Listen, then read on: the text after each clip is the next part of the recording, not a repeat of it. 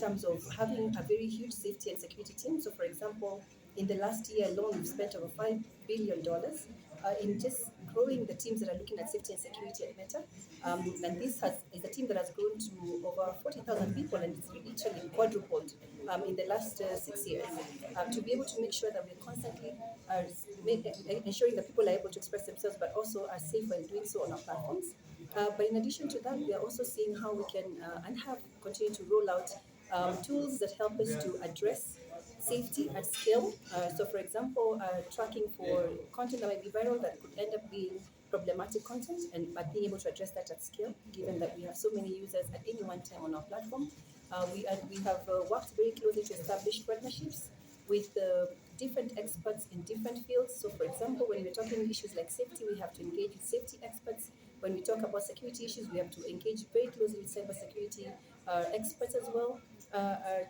Talking to academia, researchers, and others to understand what kinds of issues are presenting themselves out there in regards to the use of our platforms, and starting to gear ourselves up and readying ourselves to address those from both human intervention perspective, but also automated options that we have in terms of artificial intelligence and machine learning, which is part of the investment that we've done.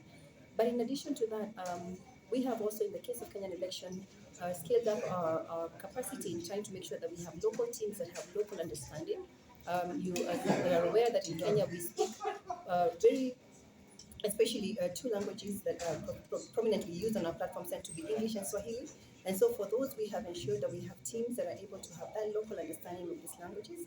And that is all the way from teams that would look at content that is being escalated, that can be problematic, that presents itself on our platforms in these languages, but also in making sure that in the way that our platforms are being used, that when these languages are there, that our platforms are able to recognize the language and allow for users to post and interact with them in those languages without a challenge. So we are really investing in those spaces as well.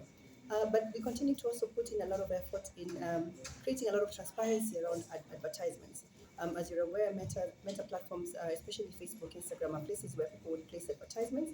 And in the case of Facebook, for example, we have taken a lot of learning from the elections we've supported over the period of time that we have been supporting this kind of work, over 200 elections so far, and have picked those insights from those elections we've supported in the past to continue improving on how we present content that is ads to users who are interacting with our platforms. And so some of the things we've done is to enhance ads transparency. So, for instance, ensuring that those who are placing ads that are political have to declare who they are. So we go through a vetting process of them before we authorize for them to put up an ad. We want to make sure that they're actually based in country, posting ads that are going to target users in the country. We also put disclosures on the ads, disclaimers to show who, for instance, has placed that ad, who has paid for the ad. So a lot of times when you see an ad on our platforms, you will see it's paid for by person X or sponsored by X, and that information is meant to enhance the transparency around the ads themselves.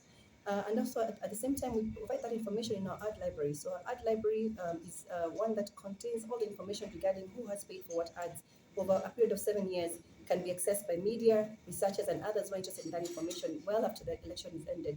Is something that we also support. In addition to that, we recognize the fact that there's a lot of awareness challenges of how to interact with our systems. For example, how do I report? Where do I report problematic content that I see if you're a user on our platform? Some of the initiatives we're running at the moment, especially in Kenya, is to see how we can partner with other organizations to run digital literacy engagements. We already have started this over the last period of months, actually, because we started this work almost a year ago in terms of supporting the Kenya election. We are continuing to scale up our efforts in ensuring that we have even more awareness regarding the use of our tools so that people are more informed and are more aware of how to flag problematic content to us. We are also ensuring that we develop tools that will help them to be better informed and more civically engaged in announcing or sharing with their friends about having voted.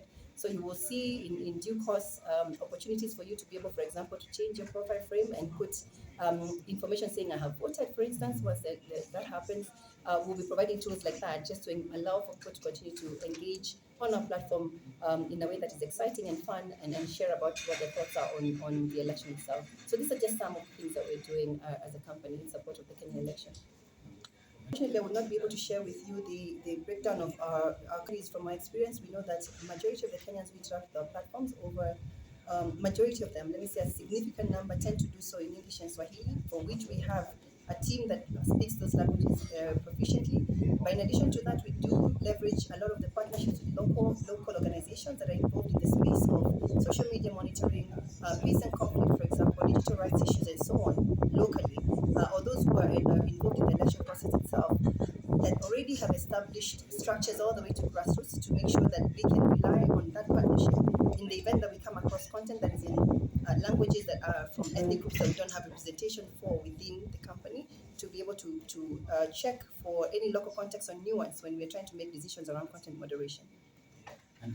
So Facebook does work with an outsourced, has an outsourced function for content moderation here based in Nairobi, actually, with representation across, with the content moderators are drawn from across Africa who are based here at the Content Moderation Center. Our expectation as Meta is that the partners that we work with will be able to provide the right support to those who are working or doing any work involving Meta. And so that is the same expectation that goes to these outsourced centers that involve content moderation work. Actions and decisions we take in regards to content moderation we usually publish in what we call the transparency report. And so I'd invite you to go into our website, www.facebook.com, and particularly under the transparency page, and see all of the different reports we have regarding actions we've taken from a content moderation perspective on different groups. And you can narrow down by country and so be able to pick up on that. But I would not be able to tell you at this point in specific details which ones have already been actioned. But we do action across any users or groups in the event that they violate any of our policies.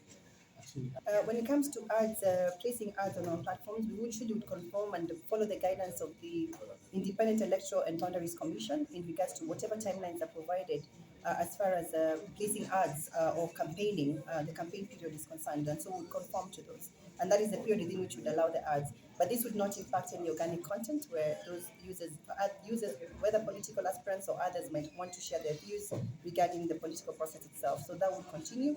But in respect to the ads themselves, we would refrain ourselves to complying with the guidelines of the IEBC regarding the campaign period.